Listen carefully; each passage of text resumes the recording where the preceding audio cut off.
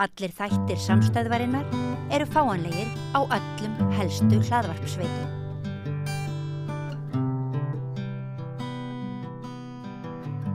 Það eru forsetakosningarnar sem við höfum reynt að ræða hér með ýmsu móti hér við rauðaborðið og nú ætlum við að gera enn eina tilraun. Við fengi hingað fólk með mikla og með kannski ólíka reynslu, ég veit ekki, Ásgeir Friðgeirsson, þú ert blaðamaður og... Já, ég var í blaðamennsku og svo hefur verið í ráðgjöf núna.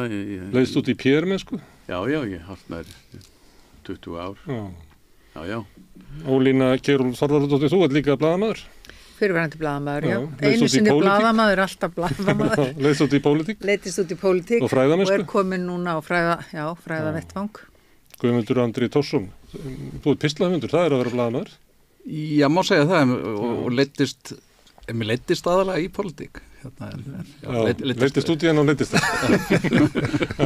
Og var síðan leiddur út. Og Sigmundur Ernir Rúnarsson, þú ert blaðamaður. Já, alltaf blaðamaður. En rakst aðeins nefið inn í pólitík? Við sátum saman inni við jólina, 2009-2013, á mestu óróaskeiði seinni tíma Íslandssögu. Allavega stjórnmálunum. Já, hrikalugur tími í öllu tilliti. Glöggir áhorfendur og áheyrendur munu kannski átta sig á því að það var allir hér við borðið, nema ég, setja á þingi fyrir Samfylkinguna. Já, nema þú enn. Gæt, hver veit hvað verður. Það er ólíklegt. Það er rétt. Já. Ég veit ekki hver bókaði inn á þátt. Nei, það er bara stundum er gaman að hafa fólk sem kemur úr ólíkum áttum og stundum er það ekki, þannig að við getum ímyndað okkur að þetta sé svona þingflokksfundur Samfylkingarinnar. Þú eru átt að því stundum eru átökin meiri innan flokka heldur á milli flokka. Svo eru nú ekki allir í Samfylkingunni af þeim sem hér sitja þó að flestir hafi þjónað en einhver tíma. Já, einhver hefa ratað út. Já. Heyrðu, þessar forsetakosningar, má ég bara byrja hér, hvað þessar kosningar? Eins og alltaf, þá ræðist þetta tíðaranda og held ég að þeim leikendum sem gefa kost á sér. Ég var nefnt að hugsa að því að þetta er svo opið og þetta er svo líkt skilgreint embætti. Ég fór einmitt að velta því fyrir mér að ég hef sem sagt 4 sinnum kosið. Valið hefur alltaf verið skýrt á hverjum tíma en ástæður og grundvöllur ólíkur. Það var allt annað þegar ég studdi Vigdísi 1980 en Guðrún Agnarsdóttir 96 og núna er ég enn á sem sagt að meta þetta. En 2012 það var vinkona mín Þóra Arnórsdóttir sem ég studdi. 2016 Guðni, TH 2024 ég sem sagt lít þannig á eða sem sagt ég sé fyrir mér Katrínu Jakobsdóttur sem bónda á Bessastöðum en mér finnst úrvalið gott. Ég segi það. Mér finnst úrval frambjóðanda gott og ég get alveg hugsað mér að minnsta kosti 2 til 3 aðra.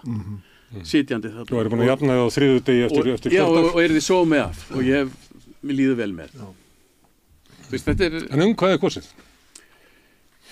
Í dag. Já, af því þú segir þetta sé ólík sjónarmið, þannig að þetta er ekki bara alltaf val mannkosti og það allt saman, heldur er þjóðin að velja sér... Þegar ég studdi Vigdísi var það ekki út af því hún var kona. Mér fannst hún vera framhald af þeirri hugmynd sem ég hafði embættið sem Kristján Eldjárn skóp í minni æsku.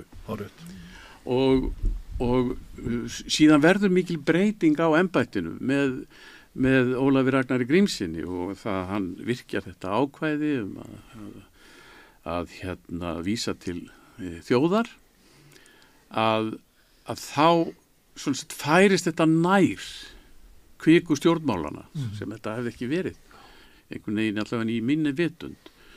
Við erum á einhverjum tímamótu núna, ég átta mig ekki alveg á því. Fóruð ekki frá stjórnmálunum með Guðna? Jú, svo lítið, en 8 ár kannski, það þarf kannski meira til. Og ég átta mig ekki alveg á því. Ég held að yngri kynslóður séu að leita sér að fyrirmynd, eldra fólk séu að leita stöðuleika, einhverju svona festu. Ég held að svona að viðhorfin til dægurmálana, þú veist, það er flestir sammála mikilvægi friðar, öryggis, sjálfbærni, umhverfis. Ég held að allir svona deili nokkurn veginn þeim sjónarmiðum. Þannig ég held, já, ég er upplifað að þetta sé svona manneskjan trúverðuleiki hennar og svona þau að einhverju leyti það sem hún stendur fyrir. Ólína, hvað er kosið? Ég held að sé nú kosið núna það sama og venjulega. Það er að segja trúverðugan, traustvekjandi einstakling sem sómi er að í þessu embætti, sem getur huggað þjóðina á erfiðum stundum og komið vel fram fyrir hennar hönd á erlendum vettvangi. En hins vegar er það einkenni á kosningabaráttunni núna að það er ítarlegar spurt tilgang og hlutverk forsetaembættisins og það er meira áberandi finnst mér núna í þessari baráttu heldur en hefur verið í mörgum síðustu kosningum. Og það kann að vera einmitt vegna þess að embættið ásýnd embættisins hefur verið að þróast síðustu áratugina. Þegar Ólafur Ragnar kemur í stól forseta, þá fær embættið meira á sig svona pólitískari blæ og hann er meiri þáttangandi einhvern veginn í því sem er að vera á þeim tíma og það voru náttúrulega mjög miklir svifti vindar í pólitíkinu og þjóðfélaginu á þeim tíma sem hann er í hans forsetatíð. Núna og þess vegna mikið spurt þetta núna og forsetaframbjóðendunum ætlað að hafa skýrar skoðanir á því hversi hlutverk forseta, hvernig þeir muni beita sér komið til þess að það verði ekki á milli þings og þjóðar eins og það er kallað, muni þau og í hver ríku mæli beita málskotsréttinum og svo framvegis. Þannig að, en ég verð nú að segja að mér finnst þessi kosningabarátta sem ég hef séð af henni, mér finnst hún einna skemmtilegust af þeim sem ég man eftir.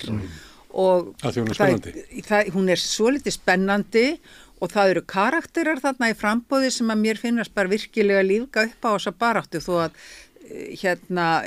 þau mælast ekki hátt í könnunum. En það hefur komið mér á óvart framganga ákveðina frambjóðanda, komið mér þægilega á óvart frambjóðanda sem ég bjóst ekki við miklu af í upphafi og mér finnst svona áran yfir, það var haldið partí núna í síðustu viku, Ásdís Rán bauð í partí og þau komu og lyftu glasi og svona eldu með sér samstöðu, einhverja svona félagslega samstöðu. Þetta finnst mér ágætt, mér finnst gaman að fylgjast með þessu. En ég er ekki búin að gera þetta upp við mig hins vegar. Guðmundur Andri, þetta að tala að það sé að vera kosið eitthvað? Þetta náttúrulega, við erum ekki bara að velja eitthvað, þetta er eitthvað svona, þjóðin er eitthvað að skilgreina svona næsta kafla, ákvæði og vera ekki áherslu. Er ekkert svoleiðis, eða eru við bara að velja fólk? Þetta forsetaembætti við erum að velja fólk en leið erum við að velja embættið. Við erum að velja hvernig við ætlum að hafa forsetaembætti næstu 4 eða 8 árin. Vegna þess að þetta er svo opið, þetta embætti, skyldur þess eru svo opnar og einstaklingurinn hefur svo mikla möguleika á að móta embættið eftir sínu höfði að við erum að velja það. Við erum að stundum er dálítið erfitt að átta sig á því hvað þetta snýst, forsetaembættið. Mann finnst stundum þetta snúist að vera hrifin af Íslandi. Það sé djobbið og ganga einhver staðar og dástað einhverju flæðilínu. Þetta er þjálfarinn og það verður að vera í hálfleik verður að vera þjálfararæða þannig að anskota þjálfarinn haldi með liðinu allavega. Já, jú. Það er valsar að halda ræðu við Kárikonum. Ég er ekki að segja að sé eitthvað erfitt að vera hrifin á Íslandi. Ég er bara að segja að það er alltaf djobbið og þú þarft að finna, þú þarft að geta dást að einhverju flæðilínu í einhverju frystihúsi á þann hátt að það taki einhver eftir því og fari ekki allir bara að geispa þér og opna munnin og það er alveg viss kunst og ég held að öll þau sem að hafa gengt þessu embætti hafi gert þetta svo vel hafi bæði geta verið með þjóðinni á gleðistundum og svo erfiðum stundum en við erum líka að kjósa manneski sem að getur reynt á Icesave er náttúrulega dæmi það að þar kemur upp alveg ótrúlega staða. Það bara, við erum bara við hengiflugið og hvaða kost eigum við að velja út úr þessu, eigum við að velja kostin það sem að allir sérfræðingar segja að það muni leiða til þjóðar gjaldþrots, við að velja þann kost. Ólafur Ragnar stendur fram fyrir því, á ég að velja þann kost, eða á ég að bara gera eins og mér sagt að gera og bara, hann þá þegar búinn að virkja málskotsréttina áður, þannig að hann orðinn virkur. Þannig að þarna reynir virkilega á það hver hann tók hálft skref í upphafi vegna þess að hann skrifaði undir með fyrirvörum. Hann skrifaði undir með fyrirvörum. Hann tók ekki afgerandi skref fyrst, það gleymi svolítið. Já, en það var kannski afgerandi skref þess að það var til þess að hollendingar og Bretar já, þeir vildi ekki þessa fyrirvara sko. Það vil nú líka gleymast sko að Icesave samningarnir jafnvel þeir upphaflegu hefðu ekki kostað þjóðina neitt. Það voru eigur bankana sem stóðu undir því. Nú er ég ekki að ræða Icesave. Nei, bara því að það var nefnt þjóðargjaldþrot sko. Það var bara til marks hvernig umræðan var. Hún var eiginlega alveg út á túnni sko. Nei, hún var mjög dramatísk og það var svona hengiflug, einhvern veginn hengiflugsmóment. Kúpa norðursins. Það var áróður hengiflugið. Kúpa norðursins. Það var sagt sko. Og við erum að velja einstakling sem að við treystum til þess að standa fram með fyrir svona ákvörðun. Það er eiginlega það sem ég er að segja sko. Sem er erfitt að meta fyrirfram vegna þess að bara það er að reynir á og kemur í ljós úr hverju maðurinn er gerður. En það er erfitt að spá fyrir það. Hvað er kosið? Það er kosið fólk, það er kosið mannesku, það er kosið mannkosti og ef til vill er fólk að kjósa sjarma og ég held að þegar á daginn kemur og kjördagur rennur upp þá muni kannski 25 til hugsanlega hátt í 40% kjósenda gera upp hugsin á kjördegi. Það hefur verið óheim með hátt hlutfall kjósenda sem gerir upp tekur ákvörðin kjörið á kjördegi. Ég held að verið 25% í síðustu kosningu samkvæmt rannsóknum Ólafs Þ. Harðarsonar, professors emeritus. Þannig að ég held að á kjördegi komi síðasta bylgjan og þá velji fólk sjarma, traust, reynslu og eins og Ólína bendi svo réttilega á forseta sem er okkur til sóma innanlands sem utan. Og ég held að þetta vegi mjög þungt. En er ekki stæðsti hluti frambjóðar sem fellur undir þetta? Jú, það er. Þannig að það er ekki eins og allir komin í kjörklef og allir greiða eitthvað eins. Ég vil til dæmis vekja athygli á því að þarna eru 4 mjög sterkir frambjóðendur, 5 ef allt er talið svona af þeim sem fá sko helst og mest fylgið nú stundir og það er ekki mikill munur á milli þessa einstaklinga í sjálfu sér. Þetta er allt frambarilegt fólk, mér er allt vini mínir reyndar, þannig að það er sér mjög að gera upp á milli þeirra. En sko, ef við horfum á söguna, Smári, þá hefur tilhneigingin oftastar verið svo sama. Við veitum náttúrulega að Sveinn Björnsson var kjörinn af þingmönnum 1944 og Ásgeir Ásgeirsson er fyrsti þjóðkjörni forseti okkar. Og hann rétt marði Bjarni Jónsson frá Vogi, held ég með 46% með Séra Bjarni og 44%. Þannig að þá lagði svona þessi hugumprúði krati fulltrúa flokksins ef svo má segja. Við sjáum að það sama gerist 1968 í heftalegri kosningabaráttu milli Gunnars Thoroddsen og Kristjáns Eldjárns sem sprengdi upp sko heilu göturnar heim á Akureyri og menn urðu óvinnir eftir það fyrir að hafa sko leyft sér að kjósa Kristján eða Gunnar. Og þá er aftur svona fulltrúi svona vinstri sinnaðs alþýðumanns sem verður forseti, sömuleiðis gerist það 1980. Ólafur Ragnar er kannski á endanum eini forsetin sem geðjast sjálfstæðismönnum. Það var ekki fyrir þegar líður á kjörtímabilið og Guðni T. Jónsson kemur líka á þessu svona akademiska fræðimanna samfélagi sem er klárlega ekki endilega undir flokkshælnum og sko þjóðin hefur verið að kjósa sér svona forseta alþýðlega, vinalega sem koma svona upp úr sama farvegi og við Eins og Amerikanar segja ykkur sem þú vilt drekka bjór með. Já, og ég held að sko það muni ganga eftir með einum öðrum hætti að þessu sinni og En myndir þú ekki vilja drekka bjór með eiginlega flesta þessu fólki? Jó, ég er búin að gera það, nú þegar. En Þú er kannski lágan þröskur. En ég teka fram og ég tek undir með ykkur hinum að sko þetta allt saman meira og minna mjög frambærilegt fólk, skemmtileg breytt, þetta lýðræðisveisla og þess vegna finnst mér það mjög miður. Vegna sem ég svo mikið lýðræðisinni þegar vera sko halda aftur af lýðræðinu og nánast banna sömu fólki að gefa sig fram. Það finnst mér mjög tilbaka. Að sko segja bara hreint og beint að sumir megi ekki bjóða sig fram. Við búum í sko frjálslindu lýðræðissamfélagi þar sem við erum einmitt að sko hvetja fólk til að taka þátt í stjórnmálum. Við þurfum gott fólk þar. Herðu, að þú nefndir hérna Kristján Eldjárn og Gunnar Thoroddsen. Það var einhver hérna frammi daginn var að rifjað upp að hefði verið að ganga hús úr húsi að dreifa bæklingu fyrir Kristján Eldjárn, bankaði upp hjá frænku sinni og hún rekti á hann. Það var að tala hvað var mikil harka í þessu og þeir sem að muni þetta, ég var bara að sjóra það, en það er ekki þetta svo. Þið heyrið hafi fólk rifjað upp að það var svo bara ótrúlega harka í þessu. Og menn eru ofta að segja að núna sé sko slegist harkalega og rætið í þessari kosningabartu en sko menn með ekki gleyma fyrir kosningabartu sem voru sko hrikalega rætt og sérstaklega kosningar. Ég hef nú sagt frá því bara sko að ég er hérna 10 ára og ég er tekin hérna út undir vegg af aðalvillingunum í Krói. Og þeir þjarma að mér og spyrja hvað ætlaði pabbi og mamma að kjósa ætlaði þau að kjósa Gunnar og ég sagði já, þau ætla að kjósa Gunnar ég laug því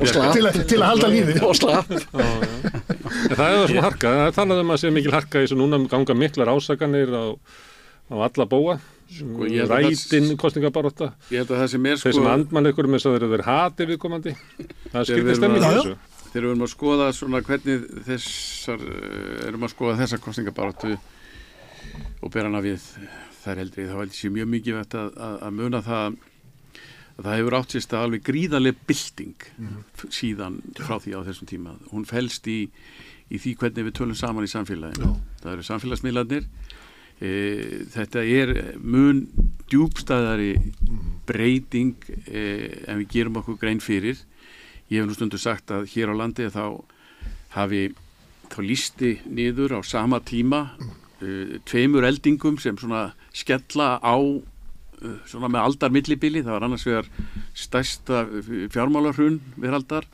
og síðan stærsta samskiptabylting frá Gutenberg þetta gerist allt 2008-2006 og þessu lístir saman og ég held að sé ekki hægt að skoða samfélagsþróun á Íslandi öðruvísin að hafa þetta tvennt í huga. Ástæðan fyrir því að við erum að sjá bæði fjölgun þáttakanda held ég tilkoma samfélagsmiðla. Það er búið að færa dagskrárvaldið, möguleikan á því að tala til fjöldans, það er búið að færa þetta í hendurnar á hverjum og einum. Það verða fleiri frægir. Já, og hugmyndin, já sem er gott, og svona þessi hugmyndum að þjóðin velji sér fórseta, ég held að hún sé svolítið að víkja. Þjóðin velur sér alltaf því 9 flokka inn á þing. Þjóðin var nú bjóður sér fram til fórstæla. Já, og nú er þjóðin eiginlega að skipta sér meir og minna á 5 frambjóðendur. Þetta er gríðarlega mikilvægt og þegar við tölum um hversu stríðið er hart núna, þá er það vegna þess að við höfum það fyrir augunum á okkur alla daga á skjánum okkar. Þetta var ekki þannig í Kópavoginu 1968 eða 80. Vitið það, ég hef ekki orðið völ við þessa hörku. Ég er bara veltaði fyrir mér í hvaða bergmálshelli ég er stödd. Ég verð bara alls ekki völ við þessa hörku. Þú hefur reynt ásakanir að sé harka og... Ég heyri hrópað ómálefnalega kosningabaróttu, rætin áróður og fleira. Ég er ekki sammála þessu. Í fyrsta lagi hef ég engar persónu árásir séð á einn einasta frambjóðanda. Ég hef hins vegar séð mjög óvægna gagnrýni á einn þeirra sem er fyrrverandi forsætisráðherra. En það stafa náttúrulega af því að viðkomandi að stíga beint upp úr stól forsætisráðherra í ríkisstjórn sem umdeildasta ríkisstjórn, bara eiginlega má segja í mannaminnum, og hellir sér beint í forsetakostningar. Það verður auðvitað búast við því að hún sé spurð og beðin að standa fyrir máli sínu varðandi eitt og annað sem verið hefur í dægumálaumræðunni og í þjóðfélagsumræðunni síðustu árin í hennar valdatíð. Ég ger greinamun á þessu eða rætinni niðurrífandi kosningabaráttu. Það ekkert skrítið þó fólks vilji vita hvernig Katrín Jakobsdóttir hyggist beita málskotsréttinum. Til dæmis þegar kemur að því að taka afstöðu til auðlindamála, til dæmis þessa frumvarps lagareldið sem hún tók eiginlega sjálf þátt í að semja og hafa hún ekki gert það, þá það lagt fram í hennar, og þá það lagt fram í hennar ríkisstjórn og hún fyrsti flutningsmaður. Eða málefni innflytjenda, inngildingar, mál og málefni sem snerta skautun og inngildingu sem hafa verið mjög áberandi mál í hennar forsætisráðherra tíð. Ég kalla þetta ekki niðurrif, ég kalla þetta bara eðlilega umræðu og eðlilegar spurningar og það þýðir ekkert fyrir hennar stuðningsmenn að kvenka sér undan því. Icesave umræðan til dæmis eitt af því sem hefur stundum komið til tals hérna í þessari kosningabaráttu og ég hef tekið eftir því bæði það og landsdómsmálið með Geir Haarde að það gengið og röðina og spurt ertu ennþá sömu skoðunar, myndirðu kjósa eins, þannig að það eitthvað svona ógnunar tilfinning sem að maður fær býtu verið að segja þessum frambjóðundum sem sagt að þeir missi ákveðin að þeir missi fylgi til dæmis sjálfstæðismanna ef þeir svari svona eða svona. Önnur svona spurning ef það kemur til stjórnarmyndunarviðræður myndirðu láta flokki sem að fær mest fylgi? Já, myndirðu láta hann hafa umboðið eða einhvern annan? Já, ég tek eftir því. Fyrir hvernig ætli þessi að spyrja þetta? Og ég verð að segja það veldur mér vonbrigðum að sjá í staðin að fólk sem kaus í Icesave kosningunum og tók afstöð í landsdómsmálinu, það valdi mig vonbrigðum að þetta fólk skuli ekki hafa rökstutt ákvörðun sína á þeim tíma og standa við hana. En það fer á flótta, það man ekki hvernig það kaus, það hefði gert hlutina allt öðruvísi núna, býttu var þó engin hugsun á baku það sem það gerði. Þetta og fjölmiðlar eru ekki alveg að fylgja þessu eftir. Umdeild ummæli sem fallið hafa af til dæmis inn í þjóðmálaumræðunni í tengslu við þungunarrof og fleira. Af hverju rökstyður frambjóðandan ekki bara ummæli sín og útskýrir hvað máli snýst? Af hverju þessi flótti? Það vegna þess að fólk skynjar náttúrulega að það erfitt að eiga við almenningsáliti og það auðvelt að fara á flótta en til lengri tíma þá það kannski verri kostur. Og þetta ekki persónlegt niðurrif, þetta eru eðlilegar spurningar, bara segðu mér hvað þú ert að hugsa, segðu mér hver þú ert.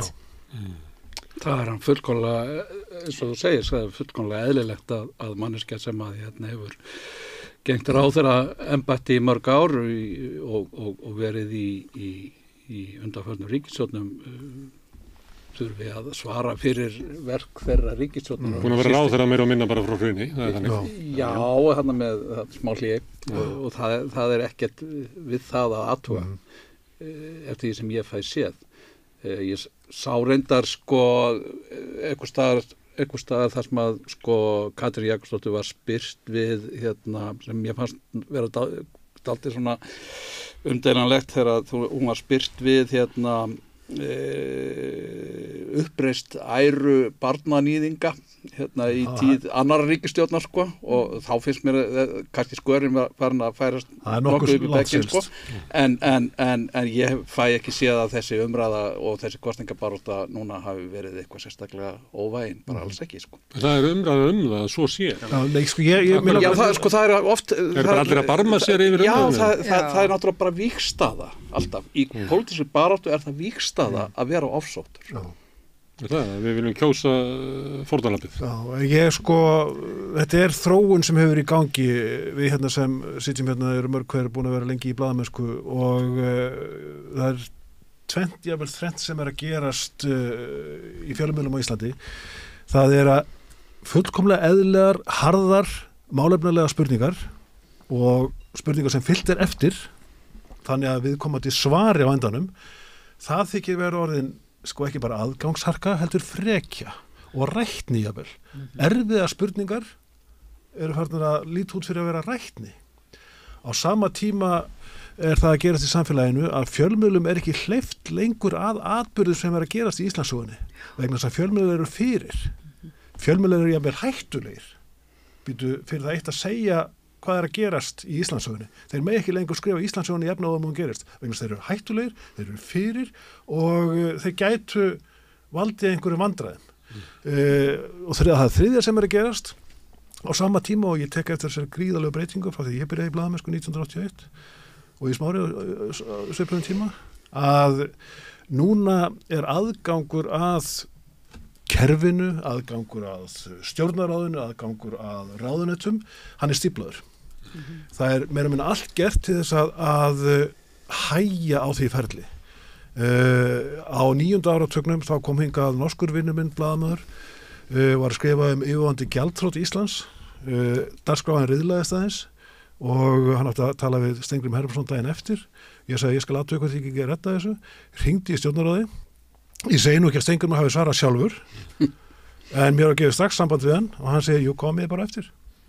Svo þurfið þér ekki að fara í gegnum 18 upplýsingar. Nei, þetta samfélag er horfið og sama birtingamenti blasir við okkur núna að sko ef fréttamaður spyr harðara spurninga þá vorkinnir fólk viðmælandunum. Þetta er þróun sem er bara beinlínis hættuleg. Þetta er mjög hættuleg þróun og þetta leiði nú huga minn að því sem að ég var að tala í öðrum fjölmiðli í morgun að við erum að fara að halda ráðstefnu núna Háskólinn á Bifröst upp í Borgarnesi helgina undir yfirskriftinni Íslenska þjóðfélagið ógnir og öryggi og eitt af því sem verður til umfjallunar þar það er hlutverk háskólasamfélagsins og hlutverk fjölmiðla vegna þess að fjölmiðla umhverfið hefur breyst alveg gríðarlega á síðustu árum. Þessar að tveggja gagnrýnu pósta. Sko þessara lykilpósta í upplýsingaóreiðu samfélagsins og í lýðræðisógnunum sem steðja að okkur sem eru meðal annars fólgnar í auðvitað upplýsingaóreiðunni og því þegar fjölmiðlar gæta ekki að sínu eigin aðhalds hlutverki. Alveg eins og háskólinn þarf líka að gera, þarf að standa vörðum frelsi sitt til rannsókna og akademist frelsi og sjálfstæði til þess að það sé hægt að byggja á einhverju sem heiti getur þekkingar uppbygging og fjölmiðlarnir hafa náttúrulega alveg gríðarlega við að miklu hlutverki að gegna í þessu samhengi og það sem hefur breyst á Íslandi er að sko falsfréttir og upplýsingaóreiðar aðgengi þessa upplýsingaflæðis er orðið svo miklu meira heldur en það var með samfélagsmiðlunum því það er órit skoðaður vettvangur og svo erum við bara eiginlega með tvo prentmiðla innan gæsalappa og annar þeirra er bara flokksmálgagn í raun og veru. Þannig að sko og svo ljósvakamiðlar sem eru í eigu ósýnilegra aðila jafnvel og þetta hefur allt áhrif á bara lýðræðisþróunina. Þetta er mjög hættuleg þróun. Við erum í róti, umróti og það er mjög erfitt að sjá hvert við erum að fara. Það er margt gott í þessari þróun en það er líka margar hættur eins og þú bendir réttilega Ólína. En við erum í miðju umróti og ég segi fyrir mitt leyti að mér hefur fundist sko margt áhugavert bara eins og þessi vettvangur sem við erum á hér í dag. Þetta er mörg hlaðvörpin sem ég hlusta á bæði erlend og innlend. Það er verið vissulega að færa sko ábyrgðana nær okkur sem einstakling. Við þurfum að meira að vega það og meta hvort að allt þetta flóð upplýsingar sem á okkur berst, hvernig við flokkum það. Þið kannski munið eftir því hvernig, hvers vegna London Times var stofnað á sínum tíma. Það var vegna þess að það var svo miklar kjaftasögur skipakomur sem var til þess að það mynduðust undarleg verð á förmónum sem voru á leiðinni. Þá var stofnað blað til þess að reyna að stýra kjaftasögunum. Þannig var London Times til og það var þá til þessi ritstýrða sem sagt menntaða ritstýrða nálgun sem við höfum lifað við í 200 ár. Já. Þetta virðist vera á leiðin einhvert annað núna sem eins og er réttilegt. Það er mikilvægt hlutverk háskóla, menntastofnana að byggja upp getu, þekkingu, hæfileika hjá okkur sem einstaklingum til þess að takast á við þetta. Og segi ekki alltaf, þú veist, veri ekki alltaf að vísa ábyrgðinni eitthvað frá sér. Heldur að í rauninni að takast á við þetta. Ég hef verið hugsið yfir svona tóninum sem að er í þessum viðtölum mörgum. Og við þekkjum náttúrulega blaðamennsku að maður þarf að passa það að segja við fólk að þú verður ekkit sko ákveðin með því að vera dónalegur. Þú verður ekkit skárri með því að vera harður. Þú verður að vera vit í þessu að segja. Það sem að mér hefur komið óvart þessi sko eins og að þeir sem eru að bjóða sér fram hafi eiginlega gert eitthvað af sér, að þeir sem allir komin í einhverja yfirreynslu, að það er verið að spurja þá og svo verið að grípa frammi fyrir þeim og þetta er orðið bara einhver leikþáttur sem að snýst sko spyrjandan í mörgu tilfellum. Ég man hérna þegar ég horfði á Ástór í svokölluðu forystusæti á RÚV, þá þurfti hann að eyða helmingnum af tímanum af hverju hann væri í forsetaframboði ekki í þingkosningum. Það er eins og að eigi að vera að draga alla frambjóðendur að tala það sem þeir síst vilja tala en ekki það sem þeir vilja tala og mér mjög hugsa yfir þessu sko. Mér finnst þetta að vera freka merkið þess að sko fjölmiðlarnir er að falla, þeir hafa raunverulega ekkert innihald að bjóða og þeir eru að leika eitthvað sem að þeir töldu að hafa verið smart fyrir 30 árum þeir höfðu innistæði fyrir því.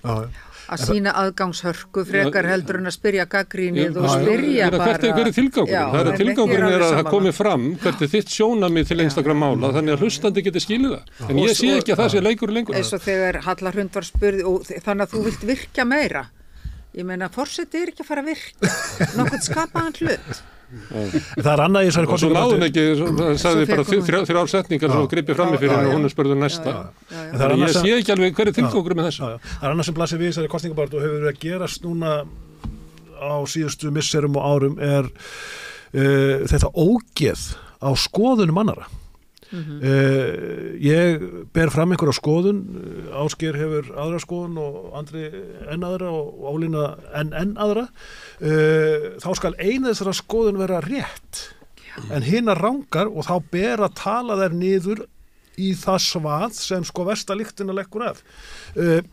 Sko þetta er að mínu veiti mikill lýðræðislegur ósíður og þetta er að raungerast núna í kosningabaráttunni, það er sko verið að tala svo illa skoðanir annara. Það var Arnar Þór á RÚV, hann var spurður af því hvort að hann væri með svona, hvort það væri eins og Gert Wilders eða Le Pen. Hvaða rugl spurningar eru þetta? Einmitt. En sko þetta óþólega magnast svo lítið í samfélaginu að menn sko verði að hafa helst bara eina skoðun. Réttu skoðunina. Það er búið að vera að prófa þetta í Norður-Kóreu með frekari lélugum árangri. Nei, ég er alveg sammála þessu og þetta er líka svolítið uppvænlegt. Þetta snýst svona einhverja stemningu í samfélaginu. Það má kannski segja að sko vakningabilgjurnar sem hafa verið að ríða yfir síðustu árin, það er eiga kannski hlut að máli þarna að fólk veigrar sér við að taka hluti til umræðu af því það er komin einhver megin straumur sem er þungur og þetta er svolítið menningalegt áhyggjuefni. Til dæmis með tungumáli okkar sem er að þróast núna í sko átt til kynleysis og ef þú ert ekki þeirra skoðanur þá ertu bara kallfuskur. Þá er ekki bara kallfuskur, þá ertu transhatari og sko, þú færð ýmislegt svona yfir þig og andsnúin fjölmenningarsamfélaginu og ýmislegt sko þannig að það er alltaf verið að velja fólki ykkur heiti og búa til ástæður sem fólki eru gerðar upp og þannig að það er alltaf verið að teikna upp eitthvað svona andstæðing og reyna að niðran svo þú getur réttlætt þína göfugu skoðun og þitt göfugu sjónamið og meira segja þegar þú ert að tala íslenskt mál þá er þetta ábyrrandi. Allt þetta hafi áhrif á frambjóðendur, sumir hafa verið gagnrýndir fyrir það að vera eins og sé að tipla yfir eitthvað jarðsprengjusvæði og vilji helst segja voða mikið án þess að segja nokkuð skapaða hlut. Er það ótti við þetta að þú máttur ekki segja neitt? Þetta er svolítið merkilegt vegna þess að ég hef svolítið hort á þessi viðtöl sko og mér finnst að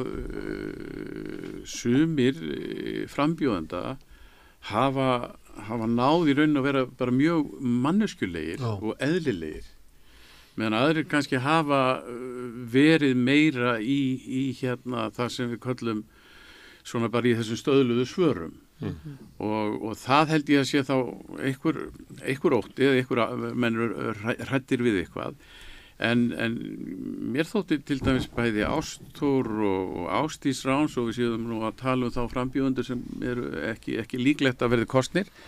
Mér fannst þau bara sitja ágætlega í eigin líkama í þessum viðtölum og alveg til fyrirmyndar ágætlega. Ásdís Rán fékk náttúrulega Birta Björnsdóttir, heitur hún það ekki, spurði hana og gerði það bara af allt öðrum bara sjónarhóttni heldur en að aðrir spyrlar þarna. En það var líka verk spyrilsins. Já, mikil ósk. Hún nefndi ekki þessum hannaslag sem að bjóð upp á. En það sem var einkennandi við viðtali við hana Ásdísi Rán, ég tek undir það og mér fannst gott að horfa á það vegna þess, hún byrjaði á því við hverja einstu spurningu að svara spurningunni. Svo komu útlistanir. En það var alveg öfugt til flestum hinna. Og ég meina þetta er bara, og þetta finnst almenningi kærkomið, ég meina kannski með nógu mikla stjórnmálareynslu til að hafa farið í málalengingarnar, ég veit það ekki, en hún bara byrjaði á því að svara og hún kom fyrir vikið afskaplega vel út úr þessu viðtali. Þetta er til dæmis eins og Sigmundur þekkir einn okkar reyndasti sjónvarpsmaður, að þetta er það sem býr til gott sjónvarp. Það er bara gott, heiðalegt, venjulegt fólk. Ég hef talað við svolítið alla frambjóðendur og ég held að þau bara eins og þegar maður tala við fólk, þá hefum bara aukið virðingu mína fyrir því fólkinu og margt af þessu fólki er bara hreint útsett aðdánavert. Við lifað stórkostlega ævi og dregur svona einhver ályktanir af því.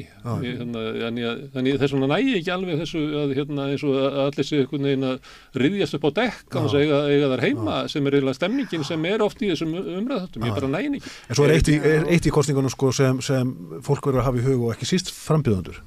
Og það þekki maður bara, þú ert að vísa til sjónvarpsreynslu, að bestu viðtalin sem maður hefur tekið er við fólk sem er það sjálft, situr í sínu líkama, en er ekki orðin viðmælandi og breytur ham. Það er hlutur fjölmiðlanna að láta fólki líða þannig Akkurat. Við þessu örugt þess að nægi ekki í því hvað ætlar að fá út manni og alltaf að pota svona í það ég er bara næst. En þeir sem leika sig það stífnar upp bara. Það er mjög hættulegt fyrir frambjóðendur að leika frambjóðenda. En talandi þessa grimmd í umræðinni, þetta minnir mér nú stundum á það að mæta á völlin þegar það er mest hatriðið á áhorfendapöllum. Þetta er svolítið þannig finnst mér. Ég hef ekki séð frambjóðendur þeir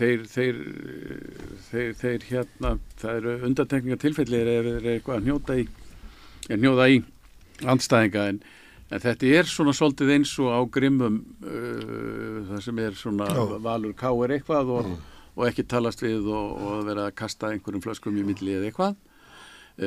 Þetta er það, held ég fyrst og fremst, þessi grimmd í umræðinni og ég endurtek að það eru þessir samfélagsmiðlar sem hafa fært einstaklingnum þetta vald og þetta vopn, þannig að við erum að sjá þetta. Það er eitt sem er mjög athyglisvert við þessar kosningar sem við ættum nú kannski að ræða, það er við hefum verið að fá forseta sem hafa verið Ásgeir, 46% fylgi, Guðni var með mjög gott fylgi, Ólafur Ragnar sömuleiðis, Vigdís var náttúrulega bara með 33% fylgi og var nokkur undir atkvæðin frá því að tapa gegn Guðlaugi Þorvaldsinni, ríkissáttasemjari sem eru þávarandi og fyrirhandi háskólarættari. Nú erum við kannski að fá forseta sem gætu unnið á 25% atkvæða. Mun hann hafa það umboð sem æskilegt er? En það segir náttúrulega kannski, já ég hef verið að hugsa þetta líka en það segir líka þá kannski til jafna dreifingu atkvæða ef það fer þannig og þá má segja þá eru flestir þá er ykkur svona undirliggjandi sátt samt þar. En þetta eru náttúrulega kosningar sem að þetta eru einu kosningarnar það sem að allir landsmenn fá í raun að taka þátt og með jafna kosningarétt. Hafa jafna kosningarétt. Ég hef verið að velta fyrir mig líka þessu með fólk hefur verið að tala óskapast yfir því að það var þessum mikla fjölda frambjóðenda eins og það sé galli. Nei. Fjöldi frambjóðenda jafnar sig sjálfkrafa þegar kemur að því síðan að safna meðmælendum. Mér finnst allt í lagi þó að ótakmarkaður fjöldi fólks fá að bjóða sig fram. Það kostar þjóðina ekkert. Það kostar bara prentkostnaðinn á atkvæðaseðilinn.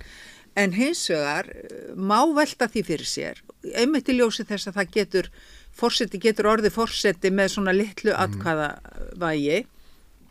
hvort það sé ekki ástæða til að breyta kosningalögunum og taka upp 2 umferðir.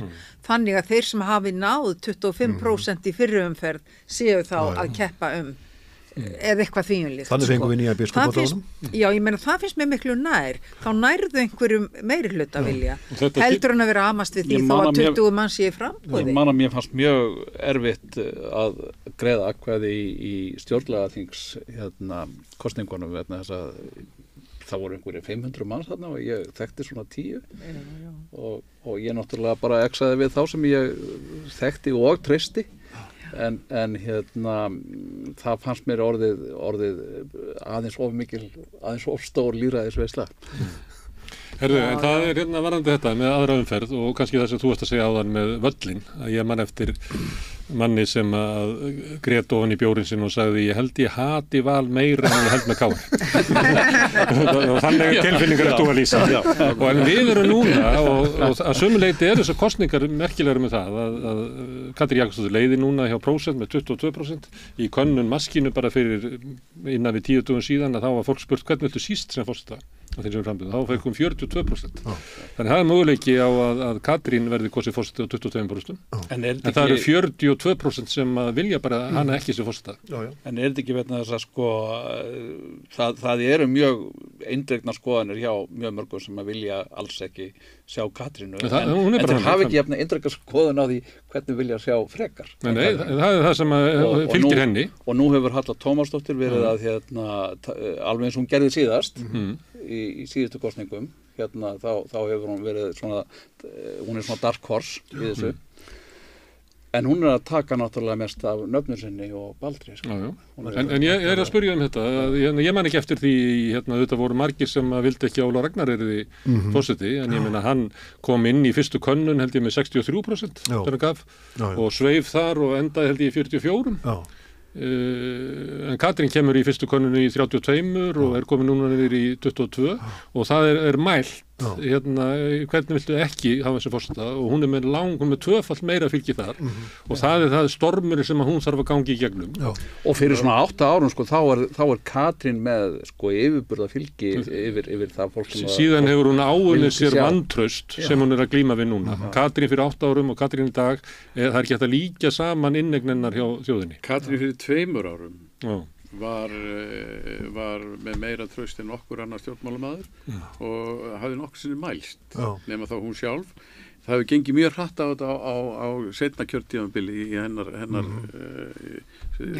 og vaxið andstæðan. En á sama tíma má líka benda það sem kom fram í skoðun prósent í morgun að flestir telja Katrínu sigurstranglegasta. Hún er komin í 32-33% þar, á sama tíma 40% telja það síst. Það verður svona, ég er ekki bara best að Ásgeir, það eru flestir sem að spá því að Manchester City verði englandsmeistari, það heldur ekki nokkuð með þeim. Já, þetta er náttúrulega þetta er náttúrulega kristalkúlu tal hjá okkur alveg fram að kjördegi en ég er bara að velta þessu fyrir mér að því að til dæmis eins og með Vigdísi korteri seinna var bara þjóðin mjög sátt við hana en hún hefði svona að tapa í annarri hún gæti hafa tapað það er alveg möguleiki en menn fá líka, það er náttúrulega þá líka þú sá sem ekki kemst að fær heldur ekki möguleikan að sanna sig í embætti þannig er bara lífið en mér er svo minnist að þegar ég var krakki eða unglingur eftir að sattir ég var að fara að kjósa í fyrsta skipti að þá man ég spurði foreldra mína af hverju vill fólk ekki stjórnmálamann þá var þessi umræða mjög heit búin að vera með Gunnar til dæmis og svo var Albert og Albert var í kosningunum á móti Vigdísi og þessi umræða við viljum ekki stjórnmálamann í stólforseta og ég spurði bara pappa og mömmu af hverju ekki stjórnmálamann í starf forseta og þá var svarið sem að ég held að sé bara alveg mjög heiðarlegt og satt og eigi við enn þann dag í dag það var vegna þess að við viljum sátt forsetaembættið. Við viljum ekki að fólk sé að skiptast í flokkspólitíska afstöðu til forseta. Og mér finnst þetta svolítið gilt sjónamið. En hins vegar sína skoðanakannanir það núna að Katrín ágríðarlega möguleika á því að verða forseti. En henni fylgir þetta sem ég er að koma að hérna. Það mun kannski ekki verða sátt Henni fylgir andstaðan sem fylgir ekki hinum og það er kannski það sem foreldrarnir voru að segja. Já, það þess ég er að benda á. Ef við tökum vinsælasta stjórnmálamannin og setjum hann inn í forsetakosningar, þá fáum við sko mesta urgin sem hægt er að bjóða. Þá ferðu óvinsælasta líka. Þess vegna er það kannski eitthvað sem að stjórnmálamann eigi bara ekki að snerta. En þá er það bara verkefni hennar að vinna sér aftur inn þetta. En hver hefði trúað því að Ólafur Ragnar Grímsson er í einn af vinsælustu forsetum sko lýðveldisins sko á sínum tíma þegar orðin mjög mikil sáttumann þvert á flokka. Það hefði engin trúað þessu þegar Ólafur Ragnar stóð upp í ræðistölu Alþingis og talaði skýtlegt eðli á forsætisráðherra sem satt við hann. Ég held að það leið töluverður tími frá því að hann sagði skilið í stjórnmálin þar til hann kom inn á þennan vettvang. Og ef ég á vera alveg köld, já, hvað segirðu? Já, ég veit alveg að það var Nei, kláraði. Er það misminni hjá mér? Nei. En ég ætlaði bara að segja ef ég á vera alveg köld í sambandi við Katrínu, ef hún hefði beðið í 4 ár, þá heldur hún hefði komið séð og sigraði í forsetakosningum, en það er annað heldur hún að standa beint upp úr stólnum og ætla bara að fara yfir á Bessastaði. En hérna sko Ólafur Ragnar var kosinn aðeins út á eitt. Það var þegar að það var kort af honum og Guðrún og Katrínu borið í hvert einasta hús á Íslandi. Og Guðrún Katrín hafði verulega þýðingu fyrir hans kjör. Já, þau voru bara svo fórsetaleg. En ég ætla aðeins í sambandi við sko þetta með að stjórnmálamaður og forsetaembætti sko við skulum muna það að Sveinn Björnsson var náttúrulega tengdur stjórnmálum, sonur stjórnmálamanns og hafði reynd að vera í diplomasíunni, hann kemur úr svona þessu, hvað við segja, establishmentinu, kerfinu, hann er establishmentinu. Það er ekkert að líka við að forsætisráðherra stígi upp og fara í frambúð. Hann er eini maðurinn á Íslandi sem kann að sko Það er að tala um Ásgeir Ásgeirsson sem hafði verið forsætisráðherra 18 árum áður að fara í frambúð það. Já, Ásgeir Ásgeirsson var náttúrulega Ásgeir Ásgeirsson hafði verið bæði í Alþýðuflokknum einum degi sko. Já, hann hafði bæði verið í Alþýðuflokknum og Framsóknarflokknum og hann var og tengdasonur hans er forystumaður í Sjálfstæðisflokknum þannig að hann hefur mjög djúp og sterk tengslin í flokkakerfið. En tíminn skiptir máli, sko, tíminn þvær svo margt. Já. Sjáu það bara í viðbrögðum þjóðarinnar. En sko, ég bara svona benda á að Kristján Eldjárn sko eftir því sem að ég hef lesið hans forsetatíð þá var hann mjög nátengdur Framsóknarflokknum og Ólafur Jóhannesson var á lista flokksins. Já, og var alla tíð sko sótti þangað svona styrk og ráðgjöf og Vigdís er tengd inn í svona vinstri flokkana, hvað við segja, það er ekki að líka þessu saman við forsætisráðherra sem að gengur bara út úr stjórnarráðinu og lýsir við frambúð. Ég er ekkert að líka þessu saman, ég er bara að benda á að sko allir okkar forsetar hafa verið tengdir hafa ekki verið algjörlega sko hvítskúraðir af öllum stjórnmálatengslum eins og stundum er tala. Sko. En erum við lítil þjóð og það væri vandfundin sá einstaklingur sem ekki tengdist með einhverjum hætti stjórnmálum. Ég kannast alveg við þetta sem þú ert að tala sko að mörgum finnst þetta mjög óþægilegt að Katrín hafi þarna á einu degi skipt ham. Það er eins og Katrín og hennar fólk hafi bara misreiknað þetta. Hvað er mikil andstæð. Ég hlusta á svona hægri podcast eins og þú varst að reikna í áramótin og þá var talað að ef Katrín myndi bjóða sig fram, hún myndi mali þetta. Sko hægrið var algjörlega vistu það að hún kæmi bara inn og myndi svífa bara í fyrstu konunum með 60% fylgi og myndi svo bara halda flugi. Ég held að það hafi verið nokkuð útbreytt að svo kemur í ljós þegar hún býður sig fram að bara þjóðin er bara ekkert á þessari blaðsíðu. Áramótin að Katrín kannski var svo sem var líklegust til þess að geta gengið að einhverjum fjórðungi eða rúmlega það fylgis. En ég þekki það hjá fólki sem ég hef rætt við að það ásóldið erfitt með þetta að við aðrar aðstæður hefði það stutt Katrínu. Það var bara erfitt með að horfast í augu við þennan við það að hún skipti það er ekkert að Katrínu, það er bara hvað þessari tímasetningu. Ég lít bara þannig á að sjálfsög á ég sem sagt finnst mér það bara verið í andi lýðræðis að hún gefi kost á sér.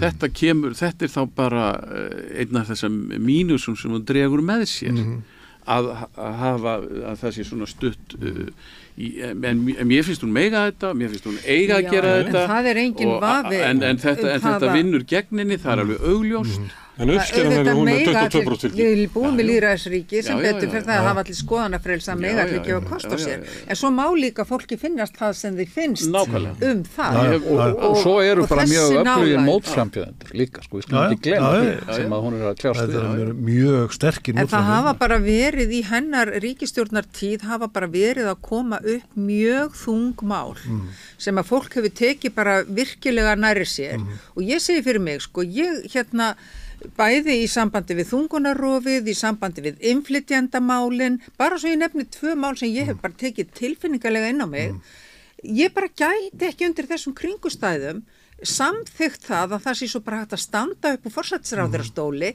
og fara í forsetaframboð með mínu samþykki. En ég hef heyrt þá, það. sko hafandi sagt það, þá er Katrín ágætis manneskja, ég hef ekkert og það er nefnilega svolítið þreytandi einmitt þessi sveimur í umræðuna að ef að þú ert ekki með einum að þá sérst á mótónum og þessi illa við viðkomandi og þú hatir hann jafnvel, þetta er mjög þreytandi suð og á engan rétt á sér. Bankirhugsun sem er til þess Já. mjög ábyrjandi í ráðhúsinu, maður má aldrei gaggrína Já. neitt í borginni og svo vera sakar að hata Dag Birgisson. Að rugla saman gagnrýni og Ég held við séum koma út á svolítið hættulega braut að við viljum ekki sko auka veg lýðræðisins og okkur finnst óæskilegt að einhverju bjóða sér fram vegna þess að þeir eru í stjórnmálum eða einhvers staðar annars staðar í samfélaginu.